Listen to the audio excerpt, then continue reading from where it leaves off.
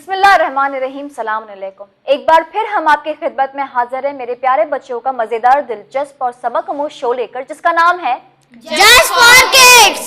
जी हाँ मेरे बच्चों, आज का जो ये वाक़या पढ़ने के बाद ये वाक़या मुझे बहुत ही इंटरेस्टिंग लगा।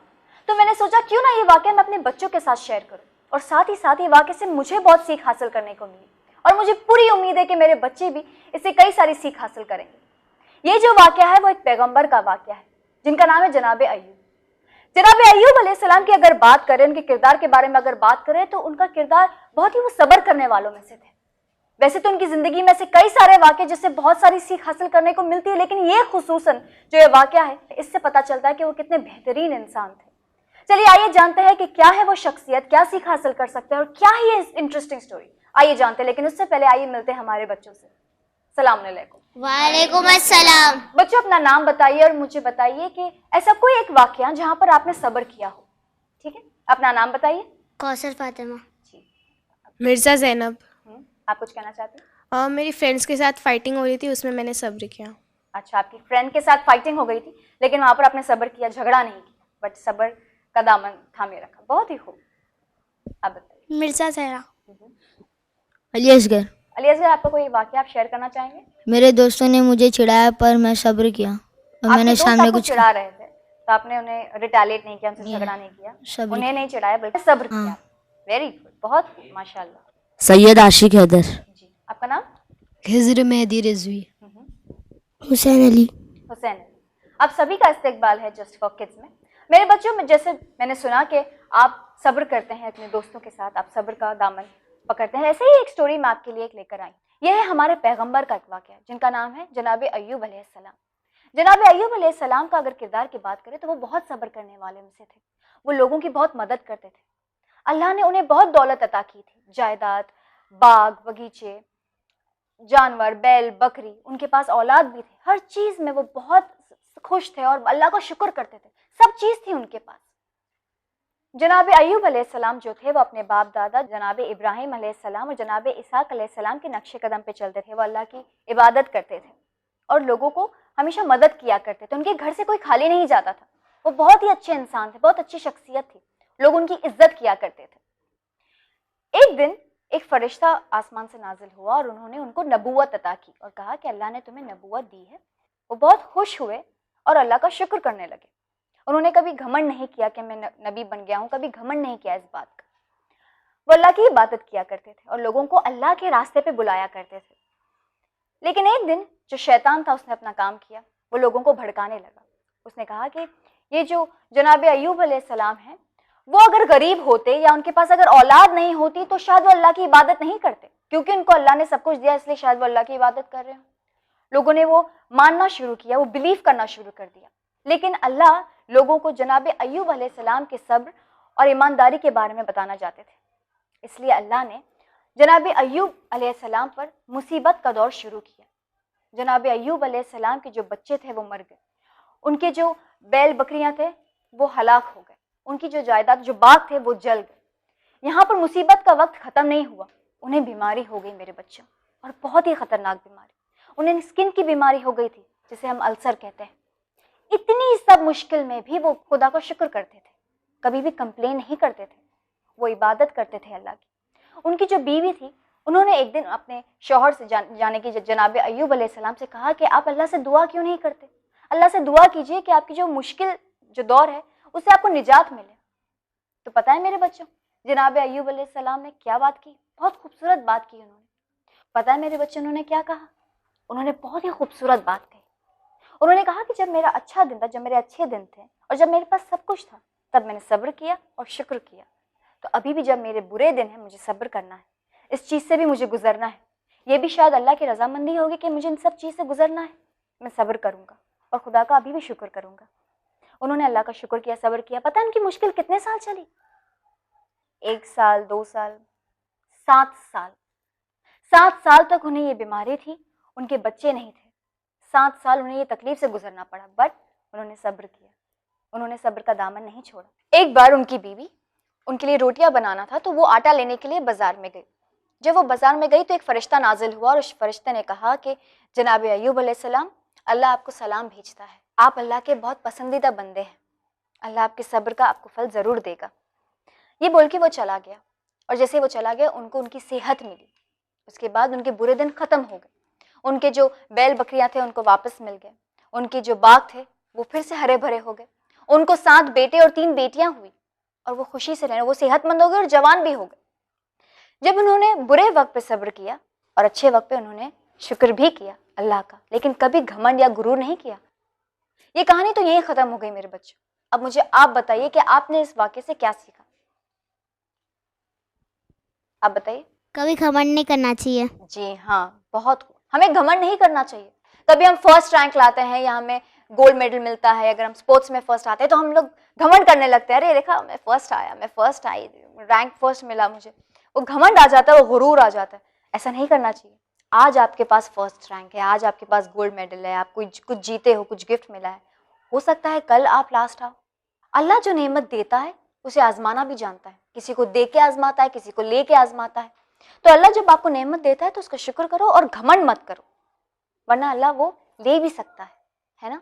तो बहुत अच्छी बात कही आपने, हमें घमंड नहीं करना मेरे बच्चों, हमेशा ये याद रखना, कभी भी आपको सक्सेस मिले लाइफ में कभी घमंड नहीं करना, ठीक है? बहुत खूब। और कोई आप बताइए सकीना? हमारे पास कोई भी डिफ़िकल्टीज़ आए तो हमें शुक्र करना चाहिए और सब्र करना चाहिए। जी हाँ, कोई भी डिफिकल्टी आए हमारे में, कभी फैमिली में, कभी दोस्तों में, कभी स्कूल में, कहीं भी अगर आपको डिफिकल्टी आए, आगे जब आप बढ़ोगे अपनी लाइफ में तभी भी आपको सब्र करना है और शुक्र भी करना है। आपको पता है मेरे बच्चों, ये जो जनाब अय्यूब अलैहिस्सलाम को जो वाकया है, ये रेफरेंस आप कुरान में भी देख सकते हैं। सूरह अंबिया में सूरह नंबर 21 आयत नंबर 83-84 में हमें देखने को मिलता है कि जहाँ पर जनाब अय्यूब अलैहिस्सलाम ने दुआ मांगी थी अल्लाह से, तो अल्लाह ने उन्हें उनके सब्र पे उन्हें रिवॉर्ड दिया था। जो जैसे कि मैंने कहा आपको कि वापस से उन्हें उनकी सेहत मिल गई, उनके बच्चे मिल गए। आपने बहुत अच्छा कहा कि हमें मुश्किल वक्त पे सब्र करना है और शुक्र भी करना है, जैसे जनाब अय्यूब अलैहिस्सलाम ने हमें सिखाया है, ठीक है? बहुत खूब ज़ैनब। और कोई आप बताइए? अली असगर। सब्र का फल मीठा होता है। जी हाँ अली असगर, जैसे कि हम कहते हैं, जैसे हमारे बड़े कहते हैं, ये बहुत ही फेमस कहावत है कि सब्र का फल मीठा होता है, और बेशक मीठा होता है। अगर आप सब्र करेंगे तो आपको फल मीठा ही मिलेगा। कभी भी आप आज़माना, अगर आप सब्र करोगे, बहुत ही मुश्किल वक्त पे आप सब्र करोगे तो उसका फल आपको मिलेगा ही मिलेगा, डेफिनेटली। इसमें कोई शक नहीं, कोई दो राय नहीं है कि आपको उसका फल नहीं मिलेगा, लेकिन सब्र अच्छी नीयत से होना चाहिए, ठीक है? बहुत ही खूब अली असगर, वेरी गुड, माशाल्लाह। और कोई आप कुछ कहना चाहते हैं? आप बताइए मेहदी। हमें ना हम लोग जब सब्र कर रहे हैं तो गिव अप नहीं कर देना चाहिए बीच में, कि इतना सब्र किया तो अभी और कितना करे। माशाल्लाह, वेरी गुड मेहदी। ये पूरी स्टोरी बताने का मेरा मतलब ही यही था कि जब हमारे पे बुरा वक्त आता है हम सब्र तो कर लेते हैं मेरे बच्चों, जबकि सब्र करना भी बहुत बड़ी बात होती है, लेकिन हमें वो कंटिन्यू करना चाहिए। अक्सर मैंने देखा है कि लोग हार जाते हैं, बोलते हैं अभी मैं इससे ज्यादा नहीं करूंगा, मेरे पास ही सब मुश्किलें क्यों आ रही, मेरे साथ ही ये सब क्यों हो रहा है, मुझे ही अल्लाह क्यों टेस्ट कर रहा है। हम गिव अप कर देते हैं, बस हम मंजिल के थोड़े ही करीब होते हैं, हम गिव अप कर देते हैं। लेकिन जनाब अय्यूब अलैहिस्सलाम ने हमें सिखाया कि उन्होंने 7 साल ये मुश्किल से वो गुजरे हैं, लेकिन उन्होंने हार नहीं मानी। जब 7 साल अल्लाह ने उन्हें टेस्ट किया, उसके बाद उनके सब्र का उन्हें फल मिला है। तो हमें गिव अप नहीं करना, हमें ये बिलीफ रखना है कि हम सब्र कर रहे हैं अल्लाह ताला के लिए। हमारा every action should be for Allah सुब्हान व ताला। जितनी बड़ी शख्सियत होती है, एग्जाम भी उतना बड़ा होता है। आपको अल्लाह टेस्ट करता है तो इसमें कुछ अल्लाह की रजामंदी भी है, कुछ चाहता है अल्लाह आपसे। आप सब्र कीजिए, आप दामन मत छोड़िए सब्र का, आई एम श्योर कि उसका फल आपको जरूर मिलेगा, ठीक है? आप कुछ कहना चाहते हैं? बताइए। कभी सब्र करना नहीं छोड़ना चाहिए, जी, चाहे जितनी भी मुश्किल आ जाए। Very good, very good. मुझे बहुत खुशी है मेरे बच्चों कि आपने ये छोटी से वाक्य से आपने बहुत सारी सीख हासिल की है और आपने अच्छे से सुना ये वाक्य को। सब्र हमेशा करना चाहिए, हर मुश्किल में, अपने डे टू डे लाइफ में, अपने एग्जाम्स में, अपने घर में। जहाँ अगर मम्मी आपसे नाराज हो जाए तो सब्र कीजिए, आप पलट के जवाब मत दीजिए अपनी मम्मी को। जहाँ टीचर आपको करेक्ट करिए तो आप टीचर को पलट के बुरा भला मत बोलिए या उनके पीछे कुछ मत बोलिए, सब्र कीजिए, वो आपके भले के लिए आपको बोल रहे हैं। अगर कुछ आपसे गलती हो जाए तो आप सब्र कीजिए, हर हाल में, एवरी सिचुएशन में आपको सब्र करना है। जहाँ आपका सब्र करना बहुत जरूरी है, उसका अजर आपको जरूर मिलेगा मेरे बच्चों। आगे भी आप जब जाएंगे अपनी जिंदगी में तो सब्र करिए, ये वाकया आपको जरूर याद आएगा, ठीक है? चलिए, उम्मीद करते हूँ बच्चों कि आज के इस कहानी से, आज के इस वाकये से आपने ढेर सारी सीख हासिल की होगी, मैंने भी की है। मुझे दीजिए इजाजत, इंशाल्लाह अगले एपिसोड में आपसे फिर मुलाकात होगी, ऐसी सबक और मौजूद और इंटरेस्टिंग कहानी लेकर आपकी खिदमत में मैं फिर हाजिर होंगी। लेकिन हमारा सिलसिला यहाँ खत्म नहीं होता, हम मिलते हैं मासूम से, जो हमारे पास लेकर आएगी हमारा अगला सेगमेंट जो है डिड यू नो, जहां हम बच्चों से करेंगे कुछ इंटरेस्टिंग सवाल जवाब। आइए देखते हैं डिड यू नो में क्या है खास।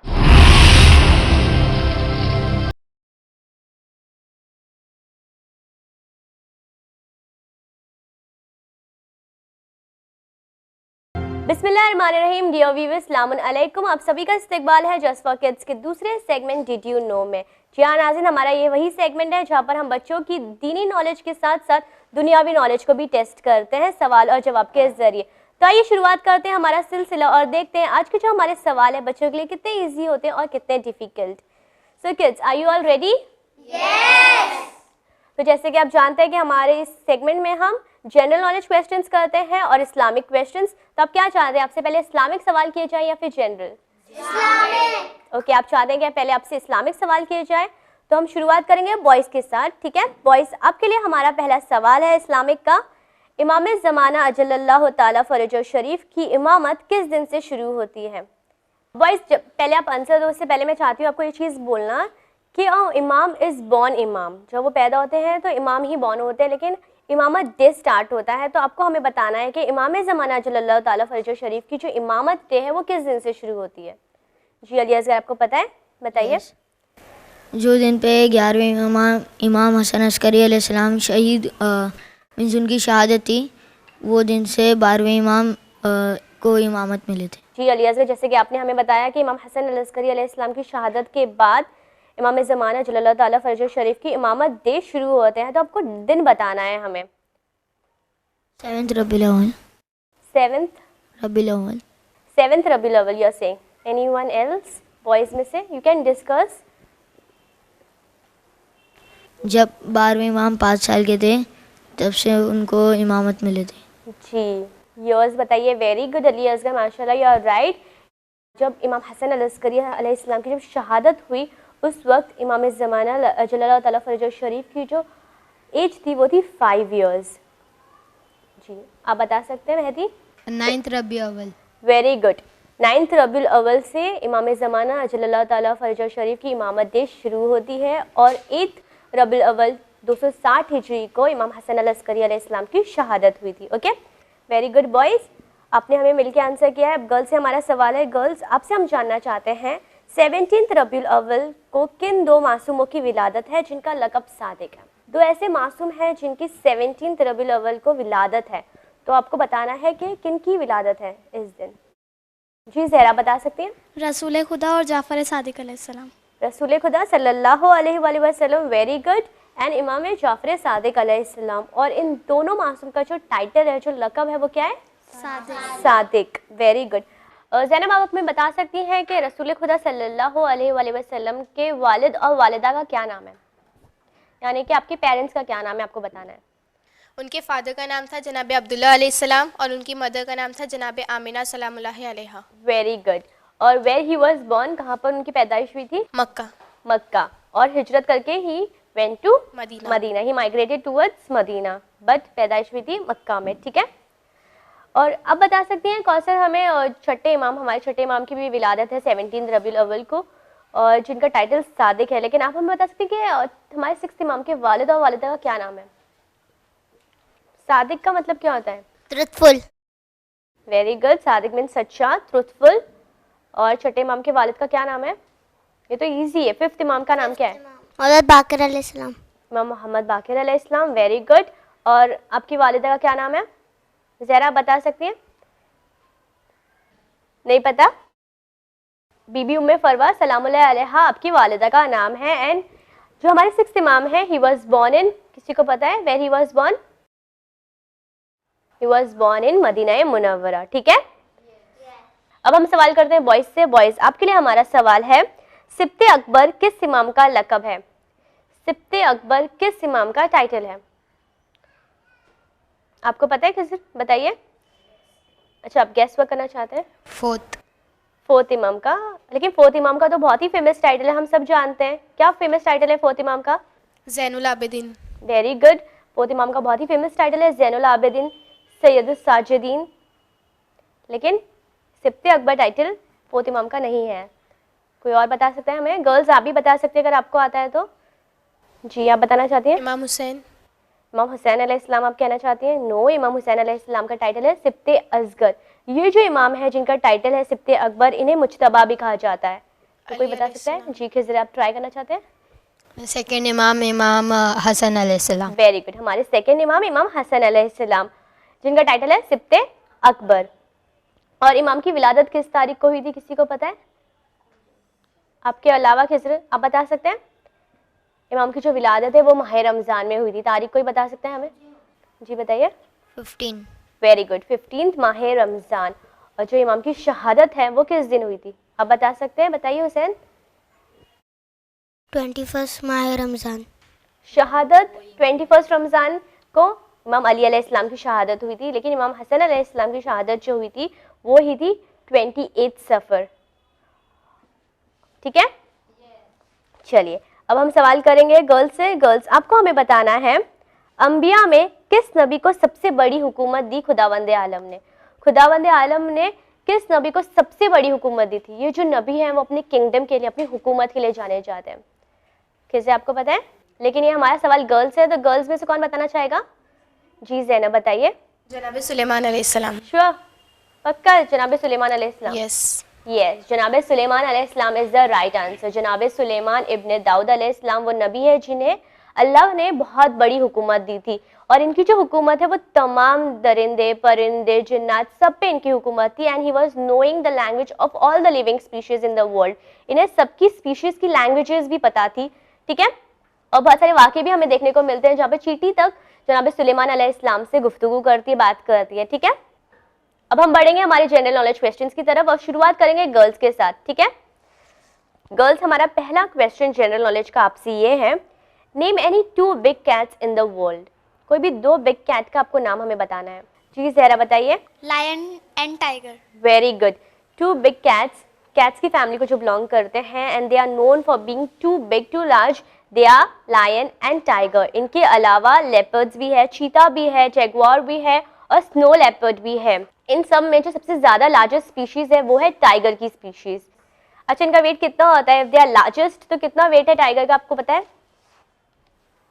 टाइगर का जो लार्जेस्ट टाइगर का जो वेट है that is more than 300 kgs, और अगर अप्रॉक्सीमेटली कहा जाए तो 307 kgs is the largest tiger found on earth.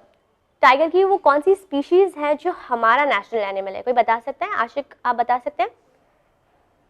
Bengal tiger. Very good, Bengal tiger. Okay, अब हमारा अगला सवाल है बॉयज से। बॉयज, आप हमें बताइए, bees are found on each and every continent except one.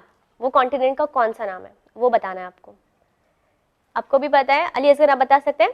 Antarctica. Sure, Antarctica? Yes. Yes, बीज आर फाउंड, मतलब हर बीज नहीं, देयर आर 20,000 बीज की स्पीशीज, जिसमें से कोई ना कोई स्पीशीज कोई ना कोई कॉन्टिनेंट पे हमें देखने को मिलती है, लेकिन एक्सेप्ट एंटार्क्टिका, वहाँ पे हमें बीज की स्पीशीज नहीं मिलती। क्यों नहीं मिलती, कोई बता सकता है? किसी बताना चाहते हैं? आप बताइए। क्योंकि वहाँ का जो टेम्परेचर है बहुत कोल्ड है, वो बीज नहीं झेल सकती। जी, वहाँ पे बहुत ही ज़्यादा कोल्ड, एक्सट्रीम कोल्ड टेम्परेचर है, जिसकी वजह से वी कांट सी बीज देयर। ठीक है, लेकिन कोई हमें बता सकता है कि how many continents are there in the world? जैसे कि हमने कहा कि एंटार्क्टिका में नहीं मिलती, but how many continents are there in the world except Khizar and Ali Asgar? कोई और हमें आंसर कर सकता है? जी बताइए Ashiq. 7। Right, there are 7 continents. आप बता सकते हैं कौन से 7 कॉन्टिनेंट्स हैं? Asia. Very good, Asia. Then आप बताइए Khizar. Antarctica, Africa. Asia, Antarctica, Africa. Very good. Europe. या वेरी गुड हुसैन अली। और आप बता सकते हैं कोई? आप बता सकते हैं Ali Asghar? South America and North America. South America and North America. और एक कॉन्टिनेंट हम भूल गए, छोटा कॉन्टिनेंट जो है। Australia. Yes, the world smallest continent is Australia. Very good. चलिए अब बढ़ते हमारे अगले सवाल की तरफ। हमारा अगला सवाल जो है वो है स्पेल चेक। मैं आपको एक वर्ड बोलूंगी, आपको हमें स्पेल करके बताना है, आपको उसकी स्पेलिंग हमें बतानी है, आपको हमें ट्रीटमेंट की स्पेलिंग बतानी है। Before that tell me what does treatment means. Treatment का मतलब होता है a manner in which someone behaves और डील्स विद समवन और समथिंग, जिस तरह से हम बर्ताव करते हैं, ट्रीट करते हैं, दैट इज ट्रीटमेंट। आपको स्पेलिंग बतानी है। आप बताइए हुसैन ट्रीटमेंट की स्पेलिंग। TREAT very good. और mean? MENT।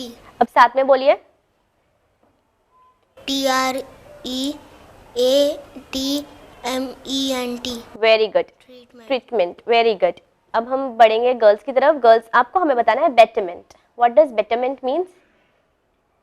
Betterment, improvement, advancement, upgrading, it means betterment only. ठीक है, आप स्पेल करके बताइए। कौन से बताइए? BETTERMENT। Very good.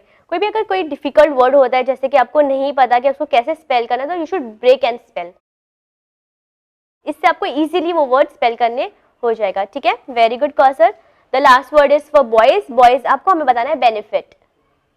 What does benefit means? फ़ायदा। हाँ, बेनिफिट मीन्स फायदा, बेनिफिट मीन्स एडवांटेज या प्रॉफिट फ्रॉम समथिंग, ठीक है। तो बेनिफिट की स्पेलिंग क्या है?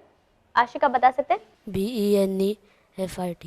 Very good. बेनिफिट की स्पेलिंग है BENEFIT। Very good. Now my next question is for girls. Girls आपको हमें बताना है a person who knows many foreign languages is known as. एक पर्सन जिसको बहुत सारी सेवरल लैंग्वेजेस आती हैं तो उसको हम क्या बोलते हैं?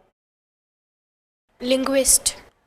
या Zainab, you are right, it's linguist. जैसे कि आपको पता होगा कि इंडिया को मल्टीलिंगुअल कंट्री कहा जाता है क्योंकि यहाँ पर बहुत सारी ज़बानें बोली जाती हैं। आपको पता है इंडिया में other than Hindi there are 20 other official languages, बहुत सारी ज़बानें बोली जाती है। आपको कौन सी लैंग्वेजेस आती है, कोई बता सकता है? मोर देन वन आपको बताना है। जी खिज़र बताइए, आपको कितनी लैंग्वेजेस आती है? 3 आती है। 3 आती है आपको? 4 लैंग्वेजेस आती है आपको? English, Urdu, Hindi, Marathi. Hindi, Marathi you can read and write? Yes. And Urdu also? थोड़ा बहुत। अच्छा, थोड़ा बहुत। You can read and you can write also Urdu? Very good, माशाल्लाह, बहुत ही अच्छी बात है। You should try to gain knowledge. आपको लैंग्वेजेस हो या फिर किसी और चीज़ की मालूमात हो, आपको चाहिए कि जो चीज़ आपको नहीं आती उसका इल्म आप हासिल करें, ठीक है। गर्ल्स में से कोई बताना चाहता है हमें? अली असगर आप बताना चाहते हैं, बताइए। हिंदी, इंग्लिश, मराठी और गुजराती। ओके, तो गुजराती आप लिख सकते हैं, पढ़ सकते हैं या सिर्फ बोलनी आती है? बोलना आता है और समझ में आता है। Okay, you can understand and you can say Gujarati, ठीक है, कोई बात नहीं, अच्छी बात है ये। आपको मोर देन वन लैंग्वेज आती है। जी कौसरा बताना चाहती हैं? English, Hindi, Marathi, Gujarati. Very good. यानी कि यहाँ पर ऐसे बच्चे मौजूद हैं जिनको मोर देन 3 लैंग्वेजेस आती है, 4 लैंग्वेजेस आपने बताई, और हमें ये ज़रूरी है कि लिखना पढ़ना दोनों आए, ठीक है। अब बढ़ते हैं अगले सवाल की तरफ। हमारा अगला सवाल है बॉयज़ से। बॉयज़ आपको हमें बताना है one who possesses many talents is known as what? Many talents आपको पता है? आशिक बताइए। Talented. Very good, you are right, talented बोलेंगे, लेकिन हु पोजेसेस मैनी टैलेंट्स, बहुत सारे टैलेंट्स, एक ही चीज़, मतलब एक ही चीज़ की महारत हासिल करना, उसको क्या बोलेंगे? जी बताइए। Multi talented. Very good, multi talented, allrounder बोल सकते हैं और मल्टी टैलेंटेड बोल सकते हैं, उसके अलावा वर्सेटाइल बोल सकते हैं, one who possesses many talents, ठीक है। किड्स, यहाँ पर हमारा DDNO का सेगमेंट खत्म होता है, लेकिन हमारे पास है हमारी genius team of the week, और हमारी genius team of the week है बॉयज़। बॉयज़ माशाल्लाह आपने बहुत ही अच्छे से हमें आंसर किया है, इसलिए आप हमारी genius team of the week है। Congratulations. Thank you. You are welcome.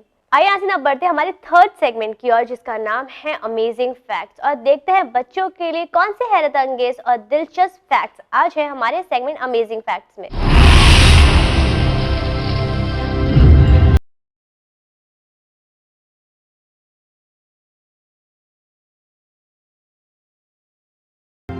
बिस्मिल्लाहिर्रहमानिर्रहीम। डियर व्यूअर्स, सलामुन अलैकुम। आप तमाम का तहे दिल से इस्तकबाल है जस्ट फॉर किड्स के तीसरे मरहले यानी सेगमेंट अमेजिंग फैक्ट्स में। तो आइए नाज़रीन, देखते हैं कि आज वो कौन सा टॉपिक है जिसके सिलसिले पर हम बच्चों से गुफ्तगू करेंगे। वो कौन सा टॉपिक है जिसका इल्म हम इन बच्चों में दस्तयाब करने की कोशिश करेंगे। सो किड्स, सलामुन अलैकुम। वालेकुम अस्सलाम। आज हम आपसे जिस परिंदे की बात करने जा रहे हैं, ये एक ऐसा परिंदा है जो फॉरेस्ट यानी कि जंगलों के साथ साथ इंसानी आबादी यानी ह्यूमन सेटलमेंट्स में बआसानी देखने को मिलता है। ये वो परिंदा है जिसकी इस्लाम में भी काफ़ी अहमियत है। इस परिंदे को कहा जाता है कि ये वो परिंदा है जो खूबसूरत भी है, साथ ही साथ ये इंटेलिजेंस के लिए जाना जाता है। यानी कि अगर हम इसे ब्यूटी विद ब्रेन्स कहें तो ये गलत नहीं होगा। हमारे दिन की सुबह और हमारी शाम भी इसी परिंदे को देखने के साथ होती है। वो कौन सा परिंदा है जिसे हम हर सुबह हर शाम देखते हैं? पिजन। बिल्कुल ठीक, हम बात कर रहे हैं पिजन की। पिजन यानी कबूतर का इंसानी ज़िंदगी के साथ बरसों से ताल्लुक़ है। और अगर हम बात करें पिजन की स्पीशीज़ की यानी इनकी अक़साम की, तो क्या आप जानते हैं कि इसकी कितनी स्पीशीज़ हैं? खिज़र आप बताएं। 250। 250। ज़ैनब आप ट्राई करना चाहेंगी? 300। 300, बिल्कुल ठीक। अगर हम बात करें पिजन की स्पीशीज़ की यानी इनकी इकसाम की, तो इनकी 300 स्पीशीज़ है, यानी इनकी वैरायटीज़ 300 है। आपको दुनिया भर में 300 तरह के पिजन्स देखने को मिलेंगे। अच्छा, हिंदुस्तान के अलावा वो कौन सी जगहें हैं जहां आपको पिजन्स देखने को मिलते हैं? ज़रा आप बताएं। Malaysia. Malaysia, very good. Kausar आप बताएं। डेजर्ट। Deserts, right. ज़ैनब आप बताएं। Asia. Asia, very good. Malaysia और एशिया के अलावा आप में से कोई जानता है वो कौन सी जगह है जब पिजन हमें देखने को मिलेंगे? बताएं। ऐसे तो पूरी दुनिया में दिखते हैं, खाली एक कॉन्टिनेंट है जाने को, या मतलब ज़्यादातर एक दो ही एनिमल्स दिखते हैं, वो अंटार्कटिका। राइट, एंटार्कटिका में आपको पिजन्स देखने को नहीं मिलेंगे, जिसकी वजह यह है कि यहाँ का जो क्लाइमेट है वो काफ़ी ज़्यादा ठंडा होता है। और आपने ये भी बिल्कुल ठीक कहा कि एंटार्कटिका एक ऐसी जगह है जहाँ आपको बहुत ही कम एनिमल्स, बर्ड्स, इंसेक्ट्स देखने को मिलते हैं, ताकि वो यहाँ की सर्दी बर्दाश्त नहीं कर पाते। आप कुछ बताना चाहेंगे आशिक? फॉरेस्ट। राइट। अली असगर आप बताएं। Rain forest. Rain forest. Malaysia, Asia, Australia के अलावा कई सारी ऐसी फॉरेस्ट है, रेन फॉरेस्ट है, ट्रॉपिकल एरियाज है जहां आपको पिजन्स देखने को मिलेंगे। अच्छा, अगर हम बात करें पिजन्स की साइज की, तो क्या लगता है आपको पिजन्स जो होते हैं वो, अगर बड़े पिजन्स की बात करें तो ये कितने इंचेस तक के टॉल हो सकते हैं? कितने लंबे होते होंगे? किधर बताएं। 25 इंचेस। 25 इंचेस नहीं। अगर हम बात करें बड़े पिजन्स की, सबसे पहले तो इनकी जो साइज़ है ये इनकी स्पीशीज़ पर डिपेंड करती है। और अगर हम बात करें बड़े पिजन्स की, तो इनकी जो साइज़ है ये तकरीबन 19 इंचेस तक लंबे होते हैं। और अगर हम इनके वेट की बात करें तो ये 8.8 आउंस तक के होते हैं। और जो हम नॉर्मली जो रोज़ पिजन देखते हैं जो ग्रेइश कलर के होते हैं, इनकी अगर हम साइज़ की बात करें तो 5 इंचेस तक लंबे होते हैं और इनका जो वज़न होता है वो 0.8 आउंसेस तक होता है। याद रहेगा? यस। अगर इनके फेदर्स के ऊपर हम नज़र डालें तो इनके पास काफ़ी सारे फेदर्स होते हैं। क्या कोई जानता है कि इनकी बॉडी पर कितने फेदर्स होते हैं? इनकी जो बॉडी है वो कितने फेदर्स से बनी हुई है? आप गैस करना चाहेंगे? किस दिन बताएं। 75। 75 वॉट? मतलब ओनली 75 फेदर्स। आपको जानकर हैरत होगी कि अगर हम बात करें इनकी बॉडी की, तो इनकी बॉडी पर तकरीबन 10,000 फेदर्स होते हैं। वाह। पिजन वो बर्ड्स में है जो अपनी फ्लाइट के लिए जाने जाते हैं, यानी ये अपनी उड़ान के लिए जाने जाते हैं। पिजन्स 6000 फीट की ऊंचाई तक उड़ सकते हैं, यानी कि पिजन्स वो बर्ड्स हैं जो काफ़ी ऊंचा उड़ सकते हैं। और इनके उड़ने की इस कमाल की ताकत की वजह से इन्हें काफ़ी बार रेस में इस्तेमाल किया जाता है। अगर हम दूसरे ममालिक पर नज़र डालें तो यहाँ पर पिजन रेसेस होती हैं और ये तकरीबन 4000 मील लंबी होती हैं। जानते थे आप लोग? नहीं। 1 घंटे में तकरीबन ये पिजन्स 50 से 60 मील तक दूर उड़ सकते हैं। और अगर बात करें, आपने हमेशा देखा होगा कि जो पिजन्स होते हैं वो अपने परों को हिलाते रहते हैं, अपने परों को हरकत देते हैं, राइट? यस। ये 1 सेकंड में अपने परों को तकरीबन 10 बार हरकत दे सकते हैं। यानी हम जैसे आइस ब्लिंक करते हैं एक बार 1 सेकंड में, उसी तरह पिजन 1 सेकंड में अपने परों को 10 बार हिला सकते हैं। Isn't it amazing? यस। बच्चों, क्या आप जानते हैं कि फर्स्ट और सेकेंड वर्ल्ड वॉर में पिजन को मेल कैरियर्स यानी पैगाम पहुंचाने के लिए इस्तेमाल किया जाता था। अभी की तरह तभी मेल सर्विसेज नहीं थी। अभी तो हम ईमेल कर देते हैं, हमारे पास सेल फोन्स हैं, हम कांटेक्ट कर सकते हैं, लेकिन तभी राब्ता कायम करने के इतने ज़रिए नहीं थे। उस वक्त इन पिजन्स के वजह से, इनके इस पैगाम पहुंचाने की वजह से कई हज़ार लोग अपने आप को दुश्मन से बचा पाए हैं। यानी हम ये कह सकते हैं कि फर्स्ट और सेकेंड वर्ल्ड वॉर में जो लोग थे उनमें से कई हज़ार लोगों की जानें इन पिजन्स के वजह से बची है। हैरत की बात है या नहीं? यस। अच्छा, क्या आप जानते हैं कि ये पिजन्स कितने इंटेलिजेंट है? आई एम श्योर आप तमाम को इंग्लिश आती होगी, आप लोग अल्फ़ाबेट्स को रिकॉग्नाइज कर सकते हैं, राइट? यस। क्या आप जानते हैं कि पिजन्स भी अल्फ़ाबेट को रिकॉग्नाइज कर सकते हैं? यानी जैसे हम ABCD अगर कोई हमारे सामने लिख दे तो हम रिकॉग्नाइज कर सकते हैं, राइट? यस।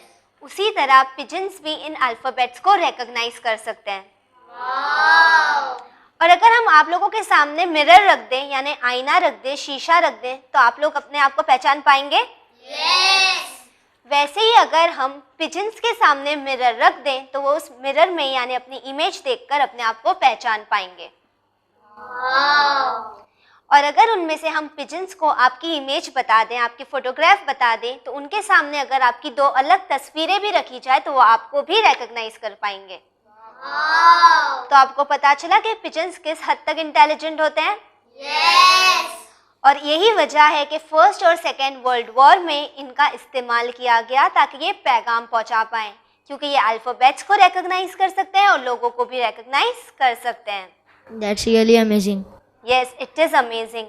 हम में से कोई नहीं जानता था कि जिस पिजन को हम हमारी रोजमर्रा की जिंदगी में देखते हैं वो इतने इंटेलिजेंट होते हैं, राइट? सो आपको पिजन के फैक्ट्स सुनकर मजा आया? ये फैक्ट्स आपको याद रहेंगे?